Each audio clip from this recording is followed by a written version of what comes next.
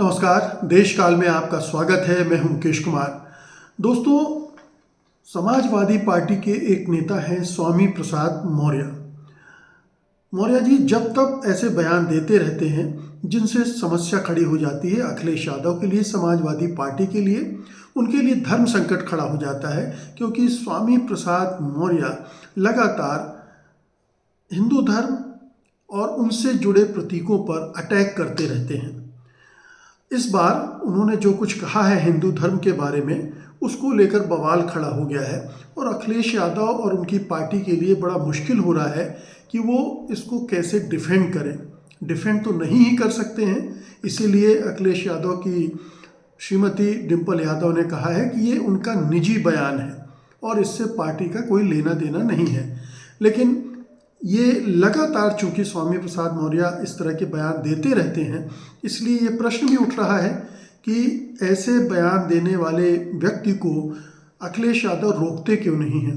हालांकि अखिलेश यादव इस तरह के बयानों को न देने के लिए चेता चुके हैं पार्टी नेताओं को, लेकिन स्वामी प्रसाद मौर्य मानने वालों में से नहीं है। उन्होंने पहले तुलसीदास और रामचरितमानस को लेकर भी ऐसी टिप्पणियां की थी जिनको लेकर बवाल खड़ा हो गया था। बहरहाल इस बार स्वामी प्रसाद मौर्य ने कहा है कि हिंदू धर्म जैसा कोई धर्म नहीं है, ये एक धोखा है। निश्चित रूप से ये हिंदू धर्म को मानने वाले लोगों को एक आपत्तिजनक टिप्पणी लग सकती है। हालांकि स्वामी प्रसाद मौर्य ने जो दलील दी है वो तकनीकी रूप से अपनी जगह बिल्कुल दुरुस्त है, क्योंकि यहाँ तक कि संघ परिवार के बड़े बड़े नेता आडवाणी से लेकर अटल बिहारी वाजपेयी से लेकर भागवत तक, नरेंद्र मोदी तक ये कहते रहते हैं कि हिंदू कोई धर्म नहीं है, ये एक जीवन शैली है। और यहाँ तक कि 1995 में सुप्रीम कोर्ट ने भी इसी आधार पर कहा था कि हिंदू धर्म एक जीवन शैली है। हालांकि उसकी उस समय बहुत आलोचना भी हुई थी और इसे एक तरह से एक धर्म के प्रति झुक जाने की बात भी कही गई थी, और इस पर बाद में जो चीफ जस्टिस थे उन्होंने खेद भी प्रकट किया था, रिग्रेट किया था कि उन्होंने इस तरह का जो फैसला सुनाया था उसमें इस तरह की टिप्पणी क्यों की थी। तो ये तकनीकी रूप से स्वामी प्रसाद मौर्य सही कह रहे हैं और उसमें कोई गलत बात नहीं है, लेकिन ये बीजेपी का दोगलापन है, पाखंड है कि वो उसके नेता चाहे जो कुछ कहते रहें, हिंदू धर्म को चाहे जैसे परिभाषित करते रहें, जैसे व्याख्यायित करते रहें, जैसे पेश करते रहते हैं, वो सब सही है। लेकिन अगर उसी तरह की टिप्पणी कोई दूसरा नेता कह देता है तो वो बर्दाश्त के बाहर हो जाती है।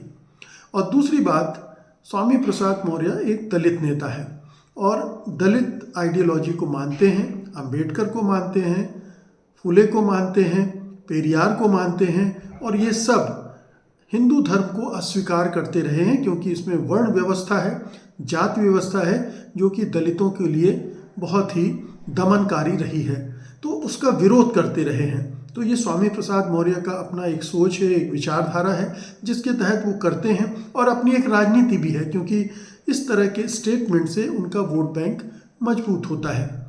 लेकिन इसका असर अखिलेश यादव और उनकी पार्टी पर बुरा पड़ता है, क्योंकि उनकी राजनीति में फिर उस पर अटैक होने लगते हैं बीजेपी की तरफ से कि देखिए हिंदू धर्म पर अटैक हो रहा है और अखिलेश यादव उन्हें चुप नहीं करा रहे हैं। तो इस तरह से एक माहौल बनता है, और ख़ासतौर पे जब आम चुनाव बिल्कुल सामने खड़े हों और तब इस तरह की बातें सामने आती हैं तो निश्चित रूप से परेशानी खड़ी हो जाती है। और यही अखिलेश यादव इस समय परेशानी से जूझ रहे हैं कि वो करें तो क्या करें। स्वामी प्रसाद मौर्य को छोड़ भी नहीं सकते हैं, क्योंकि दलित चेहरा है, बड़े चेहरे हैं उत्तर प्रदेश के, खासतौर से मायावती के साथ तो रहे ही हैं, दाहिने हाथ थे उनके, लेकिन मायावती का जिस तरह से पतन हुआ है उसके बाद से स्वामी प्रसाद मौर्य एक बड़े चेहरे के रूप में है, और आगे चुनाव की दृष्टि से, राजनीतिक दृष्टि से दलितों को जोड़ के रखना ये अखिलेश यादव के लिए बहुत ज़रूरी है। लेकिन अगर वो इस तरह के बयान देते रहेंगे तो डैमेज भी हो सकता है। ये भी एक सोचना पड़ेगा अखिलेश यादव को, और स्वामी प्रसाद मौर्य को भी कम से कम चुनाव तक तो शांत रहने के लिए कहना पड़ेगा। स्वामी प्रसाद मौर्य को भी समझना चाहिए कि ये बहुत नाजुक वक्त है। वो जो कुछ भी बोलते हैं, बीजेपी की जो पूरी प्रोपेगेंडा मशीनरी है उसे तोड़ मरोड़ कर प्रस्तुत करती है, और जो भी पार्टी विरोध में होती है, विपक्ष में होती है, उसके खिलाफ एक माहौल बनाने लगती है, जो कि वो इस बार भी कर रही है।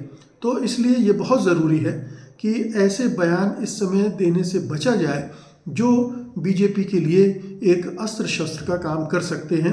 और अखिलेश यादव को भी ऐसे मौके पर थोड़ा नियंत्रण के साथ आगे बढ़ना पड़ेगा। ये बहुत नाजुक समय है और विपरीत समय है, क्योंकि परिस्थितियां बहुत अनुकूल नहीं हैं अखिलेश यादव के। राम मंदिर का उद्घाटन होने जा रहा है और पूरा माहौल उत्तर प्रदेश में इस तरह बनाया जा रहा है ताकि ज़्यादा से ज़्यादा सीटें बीजेपी जीत ले। अखिलेश यादव कांग्रेस के साथ मिलकर अलायंस में चुनाव लड़ने जा रहे हैं, ऐसा माना जाता है।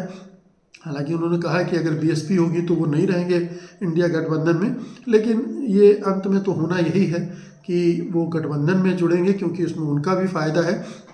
और अगर ये गठबंधन मिल के लड़ता है तो राम मंदिर के बावजूद एक कड़ी चुनौती वो पेश कर पाएंगे बीजेपी के सामने, बशर्ते इस तरह की चीज़ें ना हों जो उनके खिलाफ माहौल बनाने में बीजेपी को सहायता कर दे। बहुत बहुत शुक्रिया आपका, धन्यवाद।